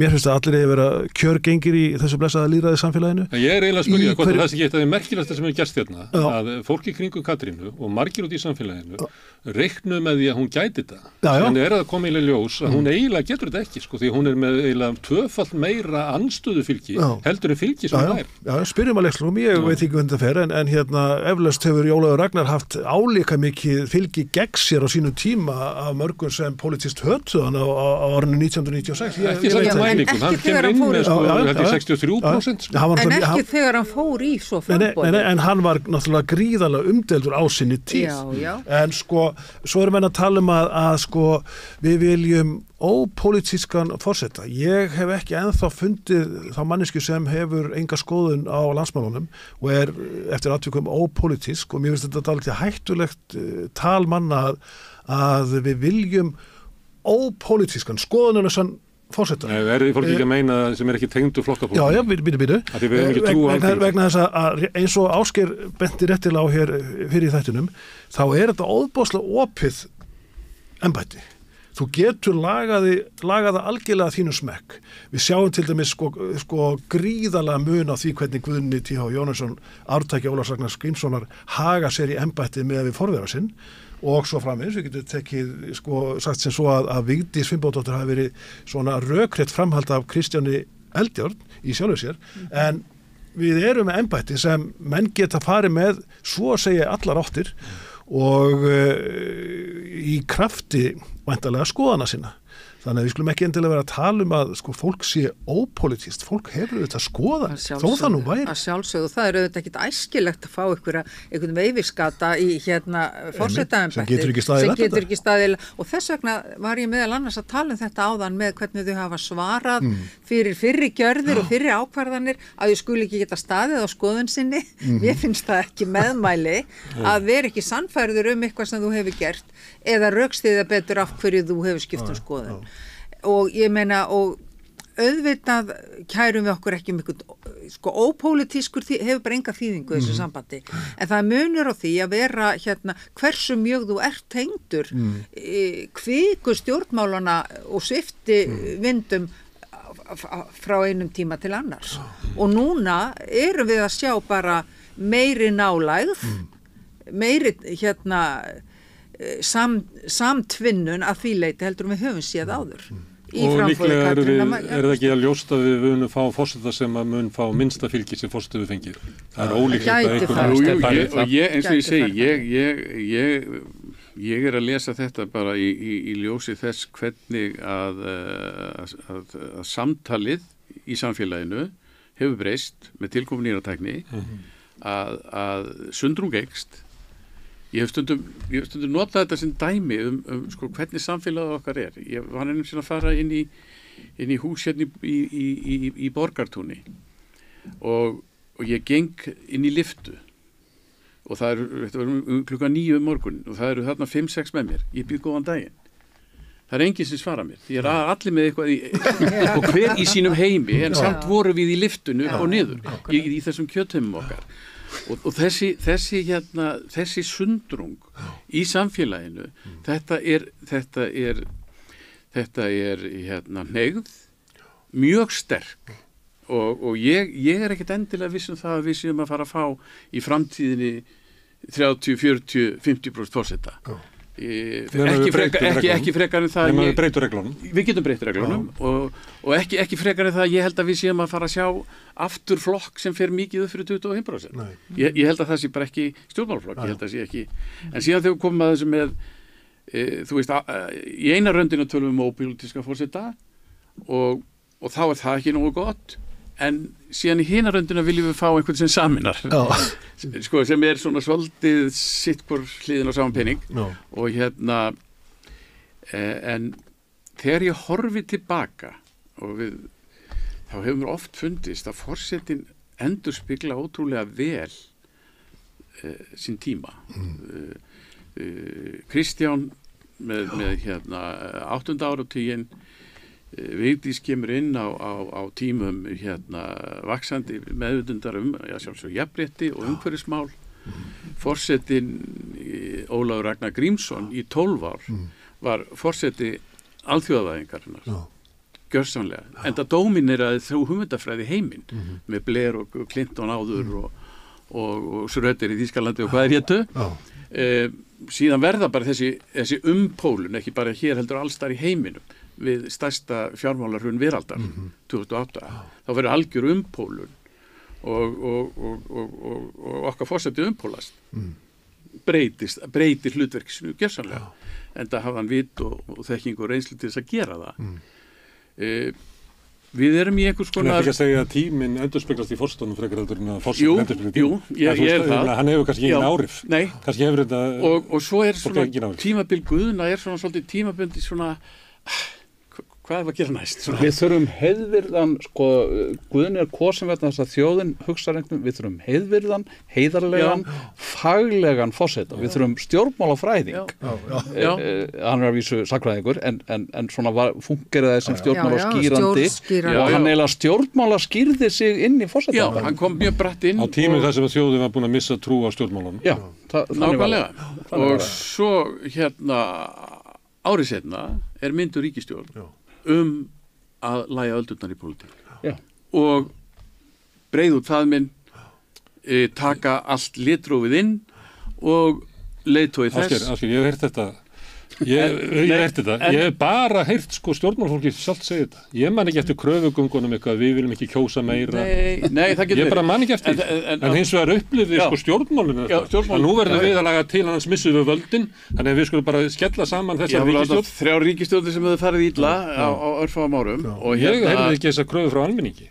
Almenningur til að kjósa einn svona árum Eurovision og almenningur bara til að kjósa hvernig sem mögulega, ég held að ég ætla ekki að mótmæla almenningi finnst mjög gaman að kjósa til forseta en svona í sögulegu tilliti þá er svona talað pólitíska stöðuleika sem mikilvægt í að framfylgja eða til þess að tryggja möguleika á því að það sem ákveðið sé framkvæmt. En þessi pólitíski stöðuleiki, hann hefur leitt til sko húsnæðiskreppu sem er bara harðari heldur en ég man eftir. Hann hefur leitt til svona örugg niðurbrotsattar grunnkerfi í samfélaginu, lagari innviða. Hvað er þessi stöðuleiki sem við hefum pólitíski stöðuleika? Hvað er stöðuleikin í samfélaginu? Ég veit ekki hvað vextinir eru í Íslandi í dag. 9,25% í 6% verðbólgu. Hvað er stöðuleikin? Ég veit ekki hvar við værum í óstöðuleika með verðbólgu, með húsnæðismál. Ég vil freka pólitískan óstöðuleika og eitthvað svona smá stöðuleika í lífsafkomu fólks. Ég held að það sé ekki útiloka hvort annað. Já, hvenær erum við að tala um stöðuleika og hvenær erum við að tala um stöðnun stöðnun er annað orð yfir stöðuleika nákvæmlega, alveg rétt ég er sammála því það er eiginlega annað sem ég er pínlítið ósammála þér þetta með pólitíska litrófi sko, sem var alltaf sagt en það var ekkert satt þetta var ekki hið pólitíska litróf þetta er þessi flokkar 3 Sjálfstæðisflokkur, VG og Framsóknarflokkur eru margt mjög keimlíki og hafa mjög líka stefnu eru allir sko þjóðnisinnaðir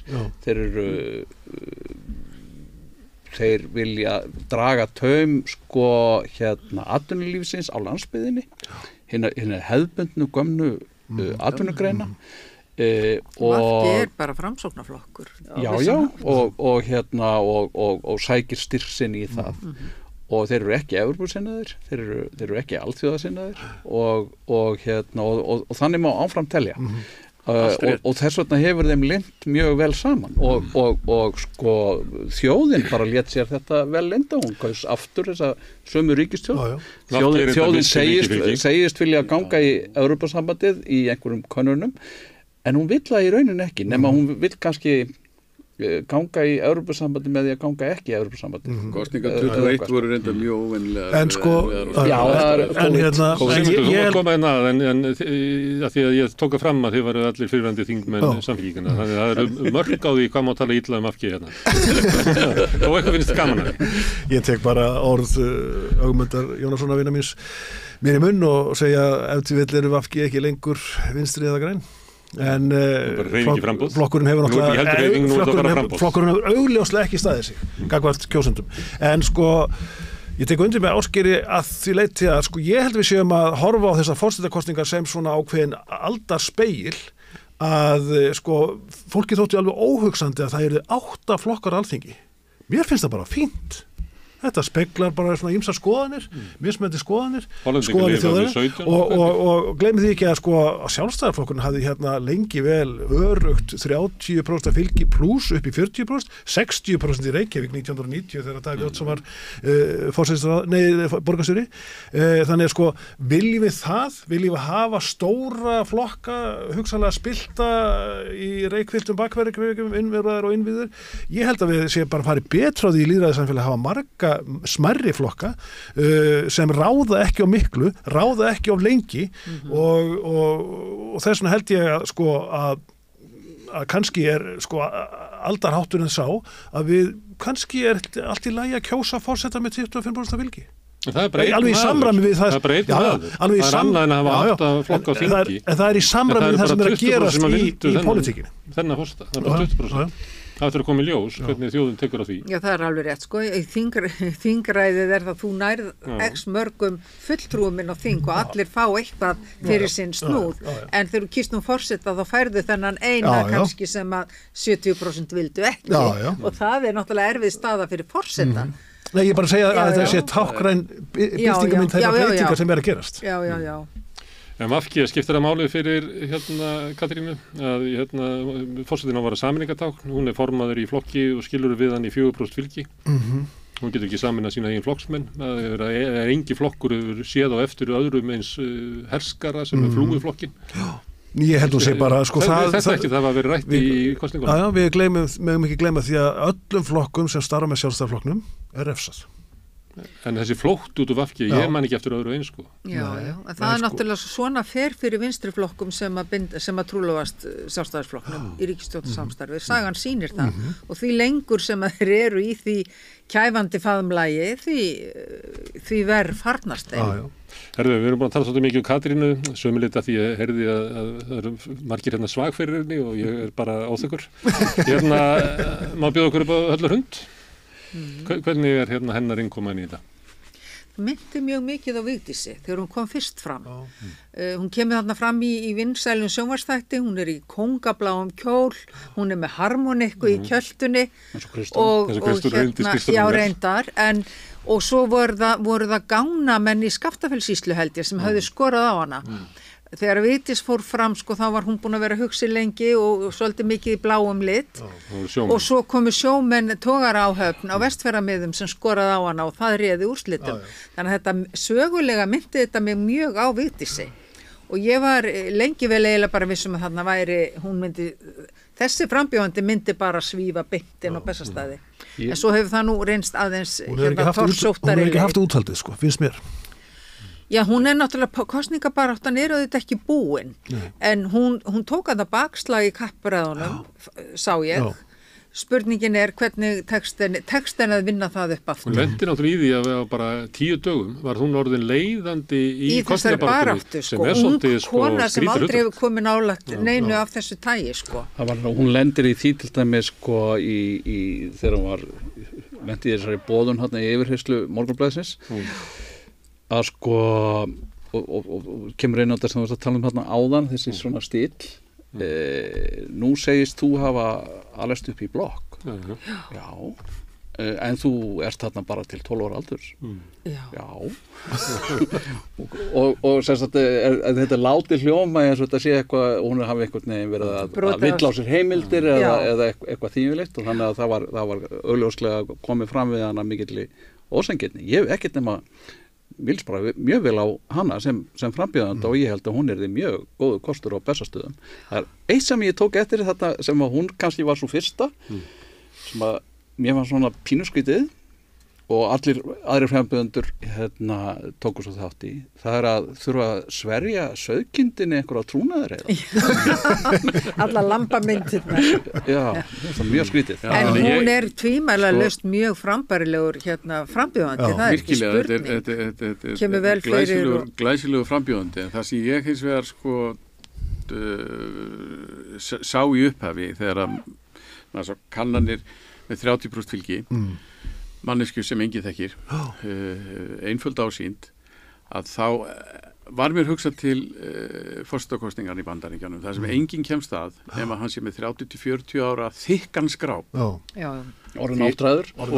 Og til þess, vegna þess að fyrirgefi, ég er alltaf að tala um samfélagsbyltinguna, að við samskiptabyltinguna með samfélagsmiðlunum, að eftir tilkomu þeirra, það er svo auðvelt að skjóta niður svona blöðrum eða svona eitthvað sem svífur hátt. Þetta er svo auðvelt og ung manneskja lítt þekkt að svífa svona upp. Það þurfti ekki mikið til þess að fipana sko, og á meðan að sko, þess vegna hafði ég svolítið trú á frambúði Katrínar, vegna þess að hún er búin að vera á sviðinu í 20 ár og það er eiginlega fátt nýtt sem kannski hreyfir til atkvæðin, en í hún er herrnæðandi ólíklega líka til þess að auka fylgisveit. Mögulega, já. Og það er þessi nýju sem geta gert það. Sem var áhugavert við Höllurhund var það var ferskleikin í kringum.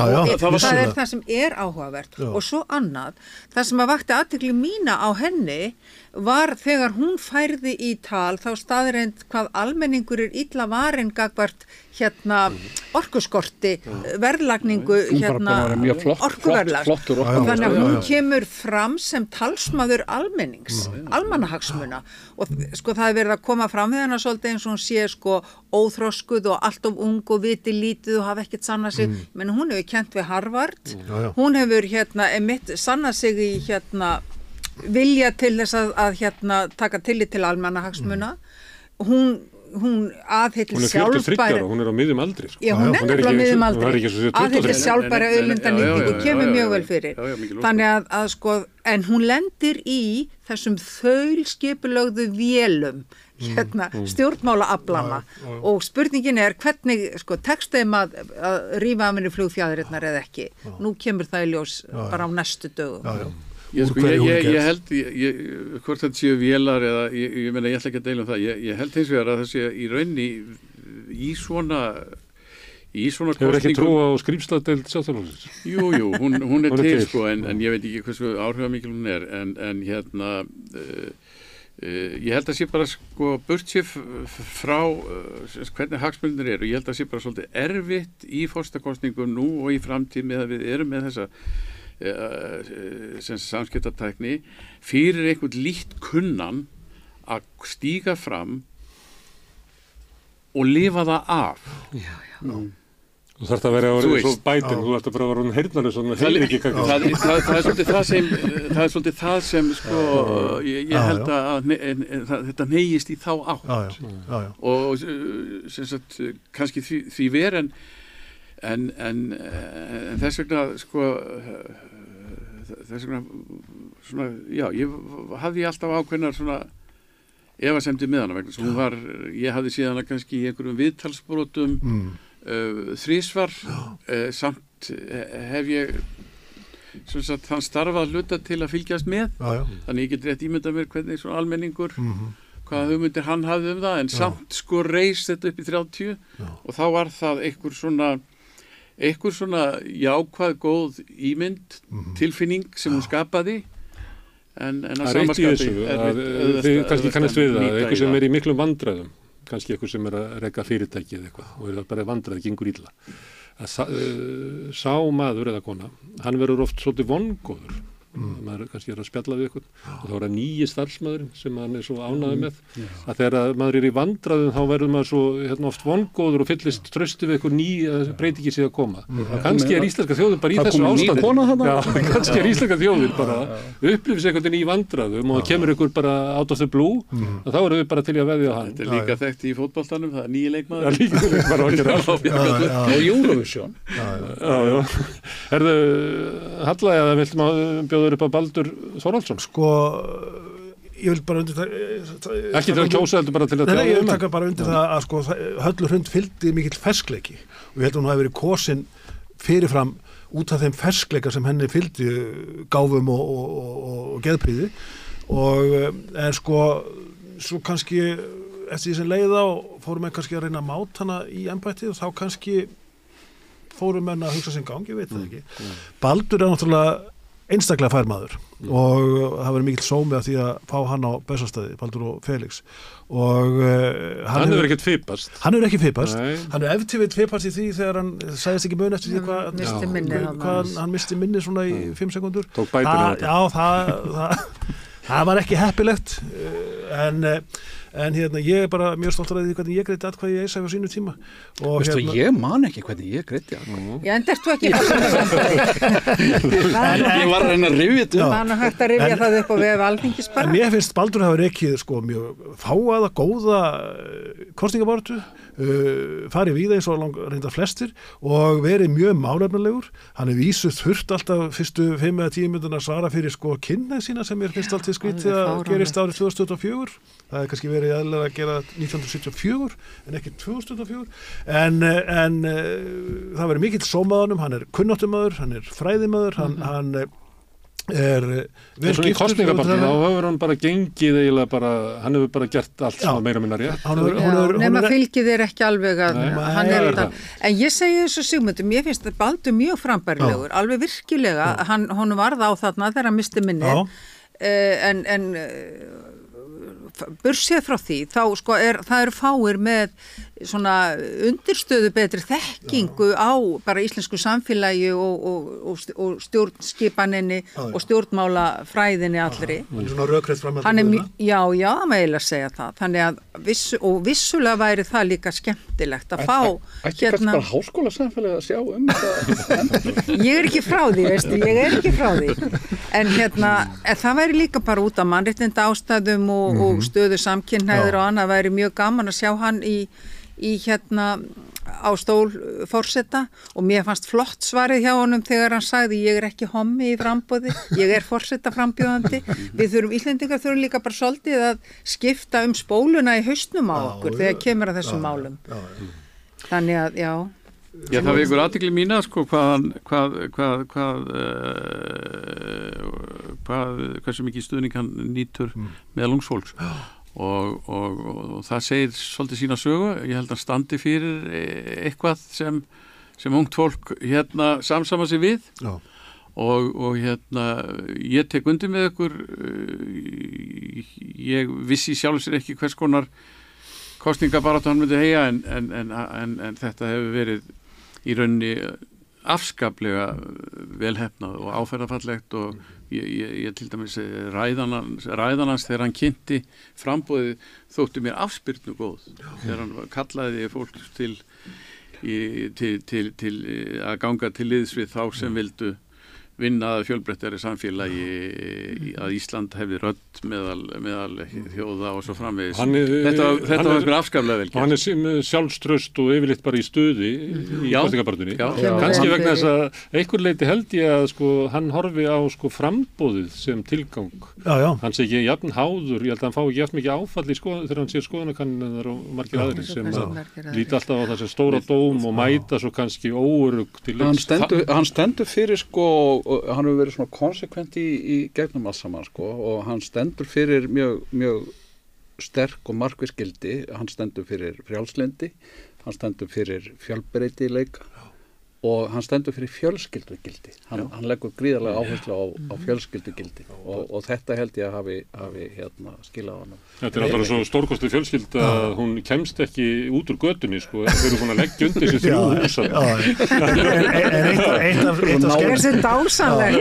Eitt af skemmtilegsta augnablikum þessara kosningabaráttu tengist einmitt Baldri í þættinum á Stöð 2 þar sem Heimir Már Pétursson vinur minn var spyrill og Baldur nýbúinn að missa út úr sér að hann komist alltaf inn í viðtölin nefn hann sé búinn að réttlæta sína kynhneigð. Engin annara, sko, engin af konunum spurð út í sína gagnkynhneigð og það hefur aldrei verið gert. Og þá hlýtur að vörum, sko, Heimir Más hvort að það sé þá í lagi að hommi stjórni umræðinu. Já, við erum, sko, það er nánast ekkert að hlæja sig vegna þess að við erum ennþá þarna. En það er líka það vakti upp hjá mig það sem Smári var að nefna áðan, sko, að sko þessar kosningar og kannski sumbatkosningarnar síðast að sko það er eiginlega þú veist, það þarf enginn að vera tapari. Það eins og til dæmis Halla Tómasdóttir hún hefur notað þetta sem á alþjóðavettvangi að vera runner-up. Þú veist, Baldur er að sýna sig og sanna og ég burt sér frá því hvort hann sigrar þessar kosningar eða ekki, hann er orðið afl sem eftir verið tekið í umræðu hérna í frá, ekki spurning. Ég held að sama verði hægt að segja Höllu Hrund þó svo hún ná ekki sínu á sama hátt. Þetta séu frambjóðendur að lista ykkar samfylkingarmann í næstu kosningum Halla Hrund og Baldur Þórðarsson. Nei. Baldur Þórhallsson náttúrulega varaþingmaður Samfylkingar. Nei, ég er að spyrja hvort að það væri til dæmis eitthvað sem getur gæst. Það eru blunda framsóknar líklega. Framsókn blundar í öllum líka, sko, ekki gleyma því. Nei, sko, það er náttúrulega ekki ólíklegt að einhverjir af þessum forsetaframbjóðendum noti þetta sviðsljós til þess að fara svo í þingframboð. Það er augljóst. Og mér er eiginlega augljóst með ákveðna aðeila þarna að það muni nú verða þannig kannski. Nei, ég ætla ekki að nefna nöfn, bara ég ætla að hafa mína grunnsendur. Það eru 2 réttir eftir á matfinum. Jón Gnarr. Einstaklega ánægilegt að sjá hann og viðtalið í sjónvarpinu í gær var með eindæm skemmtilegt. Ég ætla að spila viðtalið við hann hérna á eftir sem ég held að sé frábært. Já, því að sko ég held að loksins rennu fyrir fólki á hverju maðurinn er í frambóði. Og það að hann skildi bara segja að hann teldi það rétt að þjóðin ætti kost á því að velja Jón Gnarr í þetta embætti, að það hafi í rauninni verið ástæðan fyrir því að hann stígur fram. Hann er svo hlýr, hann er svo mikil manneskja, hann svarar svo mikil einlægni og þegar var spurður erfið álitaefni þá bara saðist hann svaraði hann bara hreint að hann vissi ekki hver niðurstaðan, hann skildi báða og þetta bara kom fram, sko, ég hugsaði með mér, já, bara, þú veist, akkur ekki að styðja hann, ég bara reynlega, því að þarna fannst mér hann svona einhvern veginn stíga út úr hlutverki sem hann hefur verið hingað til, svolítið, vegna það hefur verið að fjara undan honum svolítið. Kannski nær hann viðspyrnu og mér þótti þetta bara, sko, var ekki svolítið eins og hann fyndi ekki hlutverki. Já, mér fannst að vera búin að finna enda fann ekki tónin, sko. Enda sagði mér eitthvað sem hefur unnið með honum að þetta sé bara einn allra besti sko einstaklingu til þess að lesa anda á samfélag og augnablik. Og hann er kannski bara, hann er reyndar í önnum, hann vinnur 12 tíma á dag í að taka upp þætti, kannski er hann að finna sér núna, ég fannst það bara. Þeir ætla að gefa hann frí þarna á 50. föstudaginn næstu viku. Já, er það? Þannig að þá getur að fara í kosningabaráttu. Mér finnst það mjög ánægilegt og eins og ég segi, eins og ég var ræðið veitn í morgun sem sagði, hann sagði bara, heyrðu, ég búin að ákveða mig, ég ætla að styðja sjálfstætt starfandi listamann. Hvað segir þið hinu Jón Gnarr sem að, ég minna, það var þannig að fólk var ekki alveg átt að sjá því hvert var ég þetta síðan? Sko, Jón Gnarr er ábyggilega mjög mætur, ég þekki hann ekkert persónlega, mætur maður og yfirleitt, sko, hans málflutningur er, þú veist, mannúðar þrunginn og jákvæður og allt gott Jón að segja.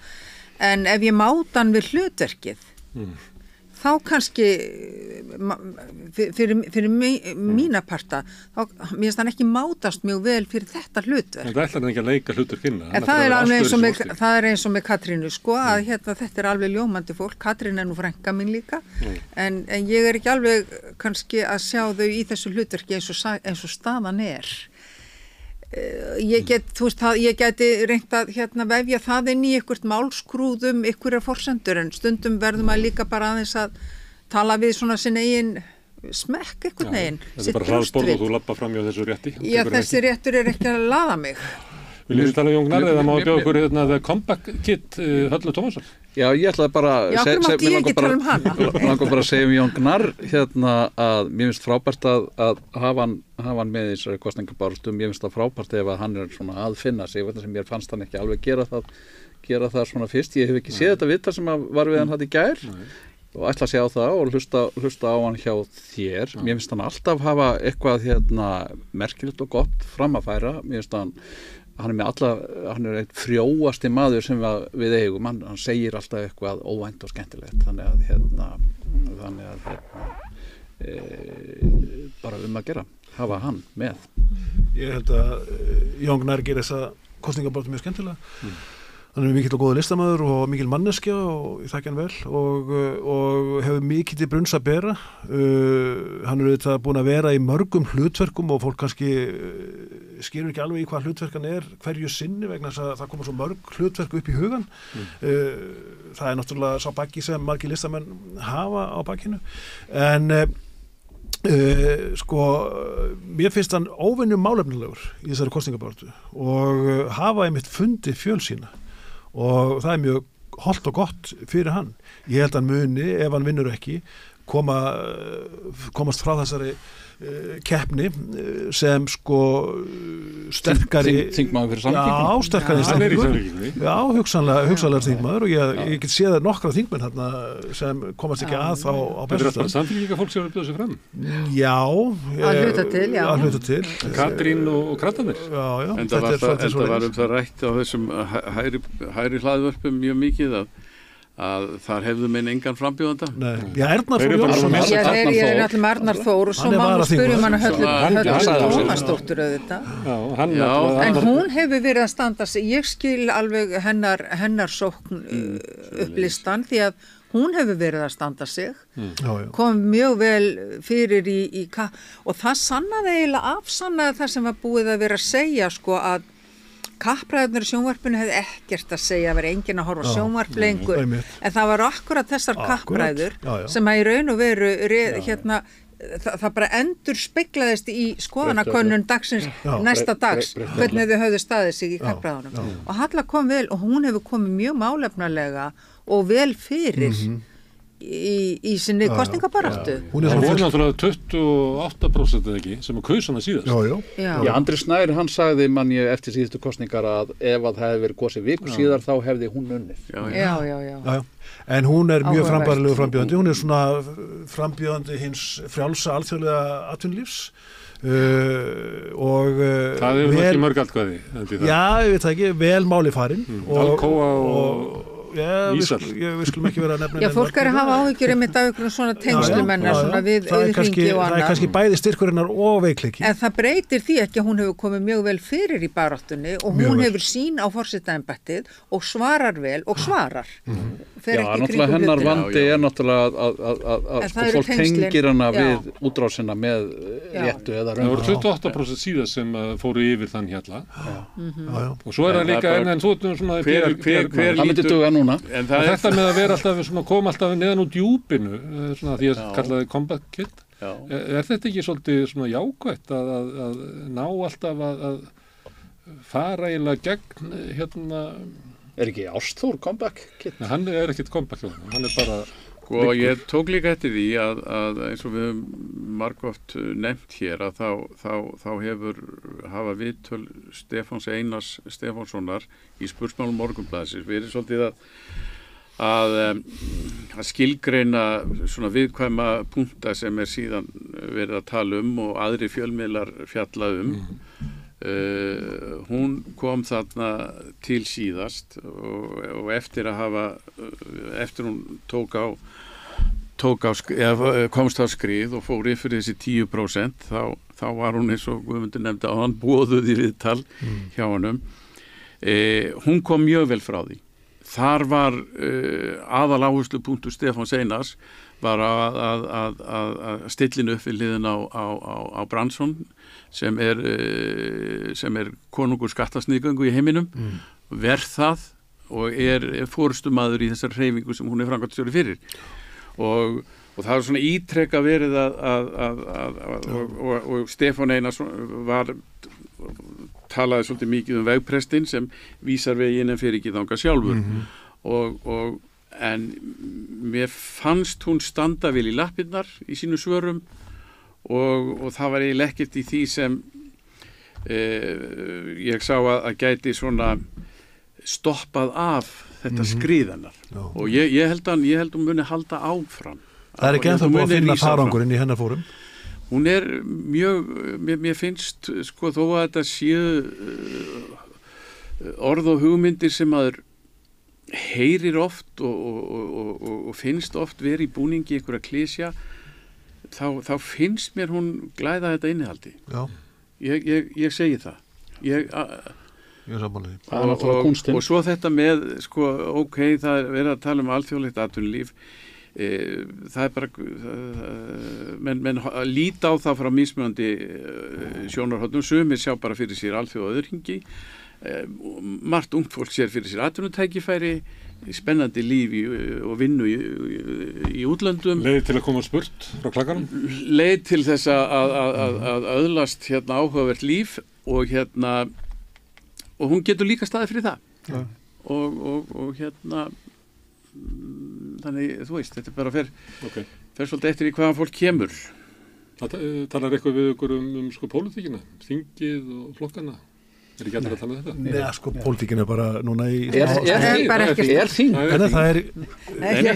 Það er möguleikið að myndu sko tróða útlendingalógunum í gegn. Það verður eftir kosningar. Það er búið að fara í gegn með aðra umræðu. Ég reikna með að þegar að sko forstakosningarnar halda loki núna á pólitíkinni, þegar að þetta er afstæðið, þá held ég að það fara að sjóða allverulega í þeim pottum. Óvinsælasti stjórnmálamaður landsins er Bjarni Ben, það kemur ítrekkað fram í kosningu í öllum skoðanakönnunum. Óveldir hans er að beinast núna að Katrínu. Að lokinu þessu kosningu þá er það bara mál búið. Og Bjarni sem þá leiðtogi ríkisstjórnarinnar hefur þann bakka að vera langóvinsælasti stjórnmálamaður í traustmælingum. Ég sá stjórnmálamaður sem langminnst trausti borið til af öllum ráðherrum eða þingmönnum. Ég held að 2 flokkar við borðið þurfi að slíta stjórnarsamstarfinu, það er bæði Sjálfstæðisflokkurinn og Vinstri grænir, ef þeir ætla eigi einhverja von endurheimt fylgi. Og sko munum að Davíð hafði alltaf, sko hann var alltaf óvinsælastur en hann var líka vinsælastur. En Bjarni hefur þetta ekki. Bjarni valdi vitlausa súlu, tók bara óvinsælastur. En heldurðu að að Sjálfstæðisflokkurinn geti slitið ríkisstjórn með formanninn sinn í forsætisráðuneytinu? Það er ekki Sjálfstæðisflokknum líkt ef við skoðum söguna.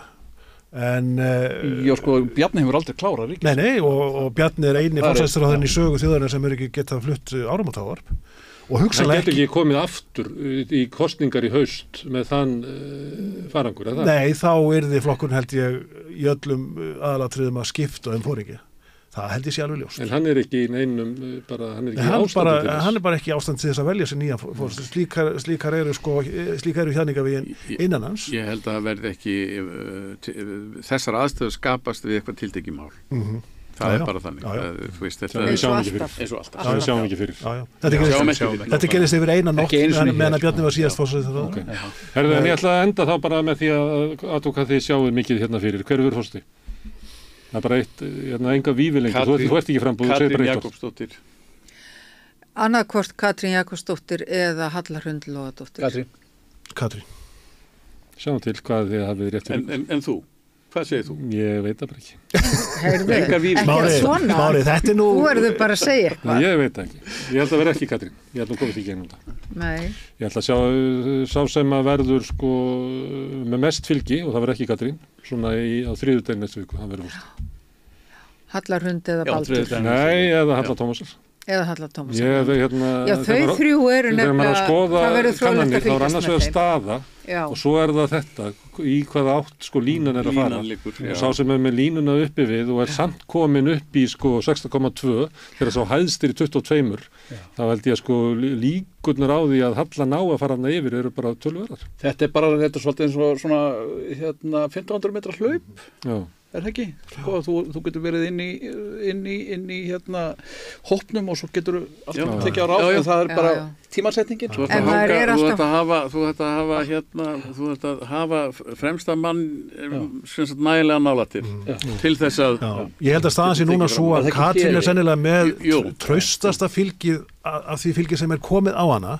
Ég held að hini séu svolítið að taka hver frá öðrum. Já, en Já, það er að spurningin er, sko, nær einhver þeirra að safna sér aftur og skutlast. það er Fólk er að málið. tala um að sko að ætla að gjósa taktíst eða strategíski mann Já. hvort, en það er bara hvern. Já, en varðandi Já, að já. segja núna að því að maður sá það að þegar Hallarhund reis upp að þá var það hún sem að gatt sótt inn í fylgi Katrínar sem eru þá svona eldra fólk og íhaldsamara sem er bara, Katrín er náttúrulega bara með síðasta fylgi Ólafs Ragnars helmingin af því sem að hann náði bara 52% atkvæða, hún er þykust að þar.